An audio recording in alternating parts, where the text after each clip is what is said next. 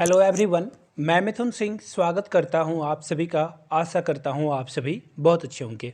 केंद्रीय विद्यालय संगठन की आज इंग्लिश की क्लास सेकंड है और अगर आपको इसकी पार्ट थर्ड भी चाहिए होगी तो आप नीचे कमेंट करके कम से कम 20 कमेंट चाहिए मुझे, तभी इसकी अगली पार्ट रिलीज होगी, अदरवाइज इसे हम लोग ड्रॉप कर देंगे। तो चलिए वेरी फर्स्ट क्वेश्चन के साथ हम लोग शुरुआत करते हैं। मेरी फर्स्ट क्वेश्चन आपके सामने ये रहा, a hard nut to crack का क्या मतलब होता है।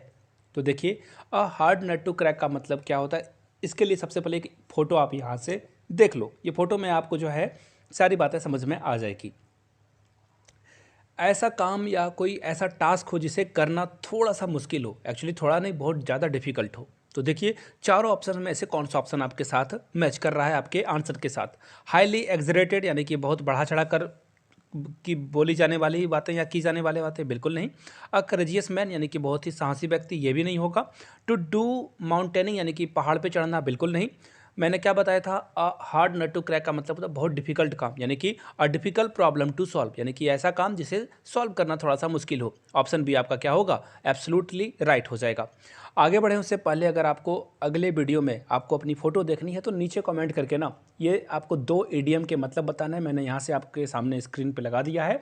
दोनों क्वेश्चन का जो आंसर होगा, दोनों ईडियम का क्या मतलब होता है, नीचे कमेंट करके हिंदी या इंग्लिश में एक्सप्लेन करना चाहते हो कर दीजिए, आपका नाम अगले वीडियो में लिया जाएगा। तो चलिए आगे बढ़ते हैं नेक्स्ट क्वेश्चन की ओर। अ रेड लेटर डे का क्या मतलब होता है। अ रेड लेटर डे का मतलब होता है, सबसे पहले एक फ़ोटो देख लो। यहाँ से आप देख रहे होगे एक ब्राइड और ब्राइड ग्रूम को, यानी कि दूल्हा दुल्हन को। इससे आपने समझ लिया होगा कि ये बहुत इंपॉर्टेंट डे की बात हो रही है। किसी के लाइफ में ये इंपॉर्टेंट डे हो सकता है कि उसे किसी टीचिंग जॉब लग जाए, गवर्नमेंट टीचर जॉब लग जाए उसे, तो उसके लिए रेड लेटर डे क्या हो जाएगा, जिस दिन उसकी ज्वाइनिंग आ जाएगी। हो सकता है कि किसी को जो है उसके पिताजी ठीक हो जाएं तो उसके लिए वो रेड लेटर डे हो सकता है, या फिर उसका कोई छोटा भाई कहीं पे अच्छे जगह पे सेटल हो जाए, तो ये रेड लेटर डे हर किसी के लिए अलग अलग हो सकता है, लेकिन सबके लिए मीनिंग एक ही होगा। रेड लेटर डे का मतलब होता है कि कोई बहुत ही बड़ा ओकेज़न, बहुत ही बड़ा दिन आपके लिए, यानी कि राइट आंसर क्या हो जाएगा, एन इम्पॉर्टेंट डे। सी के साथ आपको जाना था। आगे बढ़ते हैं। डायमंड कट्स डायमंड, यानी कि जो हीरा है हीरे को काटता है। आपने ये भी हिंदी में इसे ज़रूर सुना होगा, लोहा लोहे को काटता है। यानी कि अगर आपके दो दुश्मन हैं, मान लेते हैं उसका नाम अलग अलग है, सपोज कर लेते हैं उसका नाम रोहित है और एक का नाम क्या है, मोहित है। तो रोहित मोहित आपका दोनों दुश्मन है। दोनों को जैसे ये बात पता चली, दोनों ने हाथ मिला लिए और उसने कहा कि आपके खिलाफ अब वो दोनों हो जाएगा। तो इसे क्या कहा जाएगा, इसे कहा जाएगा राइवल्स वेल मैच्ड, यानी कि दुश्मन जो है एक दूसरे के दोस्त होते हैं।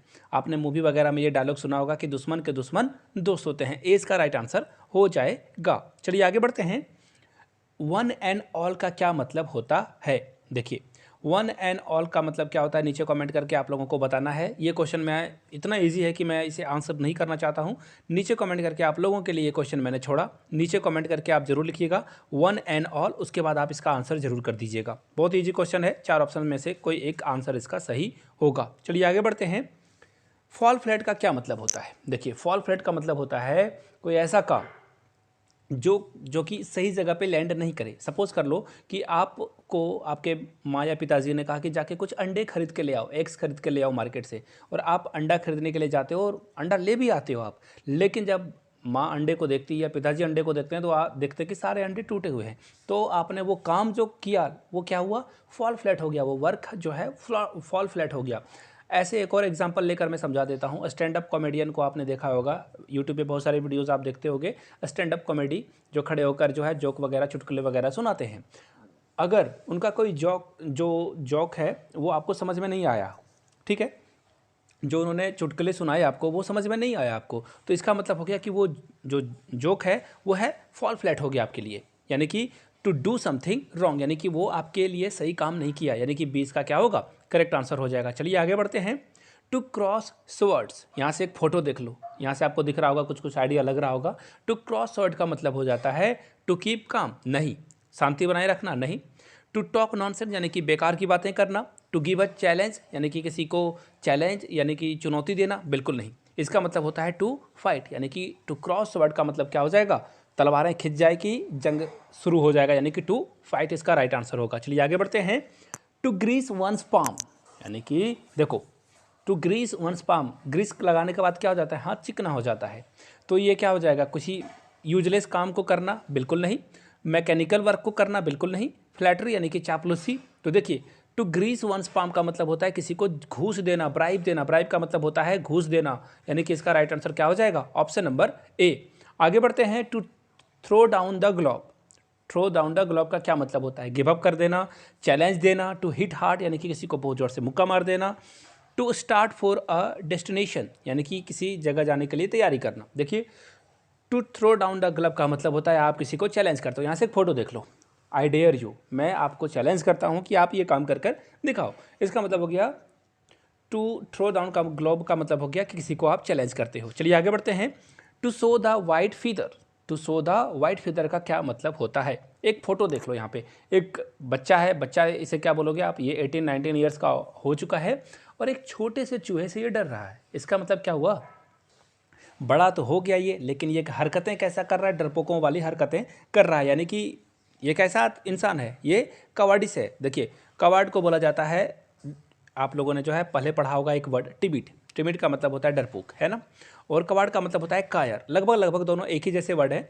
कवाड का मतलब होता है कायर। तो राइट आंसर क्या हो जाएगा, ऑप्शन बी। यानी कि ऐसे साइन आप दिखाते हो कि आप बिल्कुल ही क्या हो, डरपोक हो, कायर हो। बी आपका राइट आंसर होगा। चलिए आगे बढ़ते हैं, क्वेश्चन नंबर 20 की ओर। To make the most of. देखिए to make the most of का क्या मतलब होता है, to utilise something to full यानी कि किसी चीज़ को बहुत अच्छे से इस्तेमाल कर लेना। किसी को कंपनसेट करना यानी कि किसी को जो है संतावना देना। टू मेक हैसल यानी कि जल्दी जल्दी करना। नॉट टू अंडरस्टैंड यानी कि किसी को कुछ समझ में नहीं आना। तो देखिए the make the most of, most of का क्या मतलब होता है, सबसे सारा चीज़ों को इस्तेमाल कर लें। जैसे सपोज कर लो कि आपने एक आम खरीदा मार्केट से जाकर, उस आम को आपने खाया, उसके बाद उसके छिलके आपने अपने पालतू जानवर को खिला दिए। सपोज कर लो आपके घर में बकरी है, बकरा है या गाय है, उसको आपने ये छिलका खिला दिया, वो तो खा जाएगी। इसके बाद देखिए आपने आम खाए, छिलका को गाय को खिला दिया, दोनों जगह पे आप विन विन सिचुएशन में हो।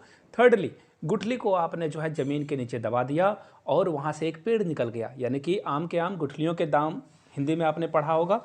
यहाँ पे क्या हो जाएगा, to make the most of यानी कि to utilise something to full यानी कि किसी चीज़ का पूर्ण रूप से इस्तेमाल कर लेना, बी इसका राइट आंसर हो जाएगा।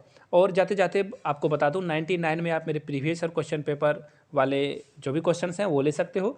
399 में आपको मेरे हैंड रिटन नोट्स मिल जाएंगे। यहाँ से मेरी ईमेल आईडी देख लो, yourmithunsingh@gmail.com पे मेल कर लीजिए। If you on Instagram then do follow me @IMithunSingh। Video को यहाँ तक देखने के लिए बहुत बहुत शुक्रिया। Have a good day.